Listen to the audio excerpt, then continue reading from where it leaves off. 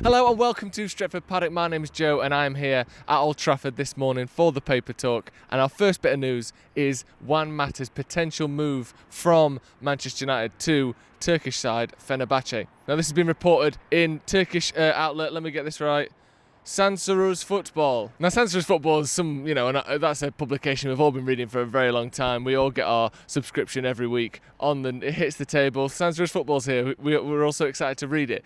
So I'm sure you've already read this story. But if you haven't, this is of course the story that Fenerbahce look like a likely destination for Juan Mata if he is to leave Old Trafford, which again, according to the article, is looking increasingly likely with the additions of Bruno Fernandes, with the rejuvenation of Nemanja Matic in that midfield. Is it time for Juan Mata to leave Manchester United? Now he's obviously one of the most likeable players in the squad, but 32 years old, he's played 250 games for United, and it doesn't look like he's the first choice in any position anymore. We may see him move on. We may see him want some extra game time. We may see him move for his own career. Obviously, he's the most likeable man in football, but that don't mean that he has to stick around if he ain't getting games, and I don't think we can blame him too much if that is the case. There seems to be a lot of mixed reaction to this one on Twitter. Obviously some sentimental reasons why we all want Juan Mata to stay at United. As I said before, he's the most likeable guy I think I've ever seen in my whole life. So him leaving United isn't a good thing necessarily, but again, 32 years old, if he wants to get game time, now may be his chance. But Juan Mata has only made 2 starts in the Premier League since the turn of the year, and they obviously aren't the statistics of someone who is in the first choice plans of manager Ole Gunnar Solskjaer. So can you really blame him for looking elsewhere? And I think Fenerbahce, as we saw with Robin van Persie, may well be the sort of move that it may be right for Juan Mata to take at this point. But it's going to be sad to see him go, innit? Let me know your thoughts on this in the comments below. Do you think it's the right time to let Juan Mata go? Obviously, he was the sort of likeable spark and likeable piece of an otherwise sort of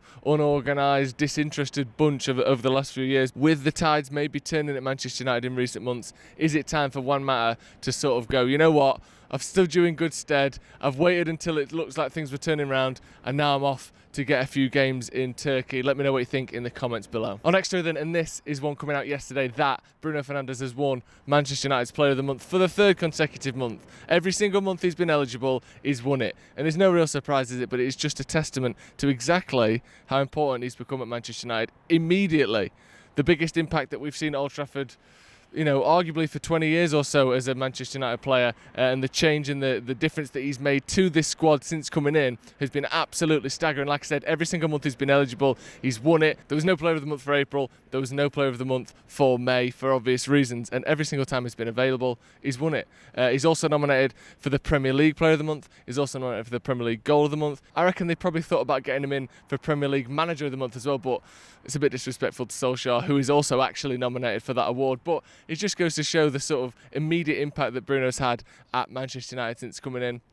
Clearly been our best player in that time, has allowed others to flourish. We've said it so many times, it almost seems like, I don't know, it seems too much to say at this point. I feel embarrassed saying how good he's been, but he has been that good. Bruno's now got 6 goals and 5 assists in 9 games for Manchester United, equaling the fastest number of games taken to register 10 goal contributions at Manchester United. He actually got 11 in that time, as if you could do the maths, we just stated there. But again, he's equaling the likes of Eric Cantona and Robin van Persie only in their impact at the club, which is just sensational for the man who we weren't sure, does he give the ball away too much, his ball recoveries, his pass possession's a bit low. Nah, none of that. He comes in, he takes chances, which is why he loses the ball a bit more, but I think we can all agree, sensational. Let me know in the comments what you think to this. It just goes to show the impact that he's had at United immediately since coming in. And the next step really, I suppose, is how far do you think he can take this team? How many pieces away from the sort of team that should be challenging for those big trophies? We've seen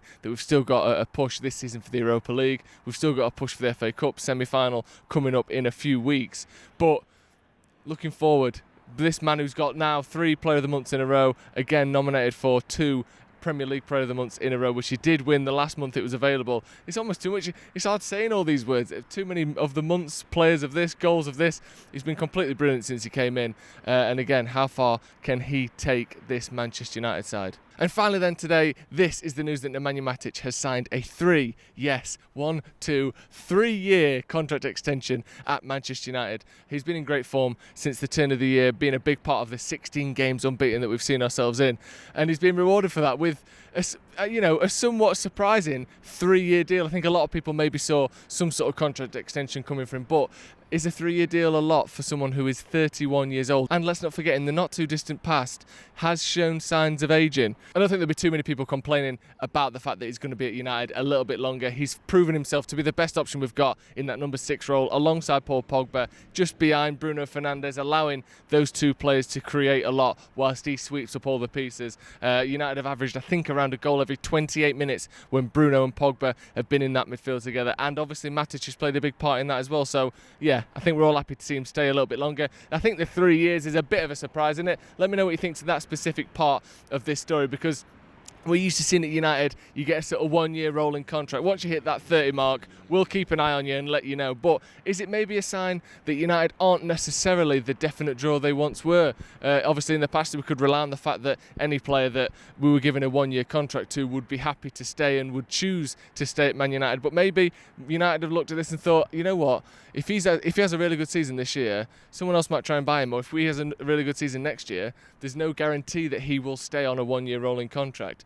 Maybe we're trying to tie him down based on the idea that he might go somewhere else if we're not careful. So 3 years more of Nemanja Matic, and let's not end this without mentioning that suit that he rocked up in to Carrington yesterday, signing the deal.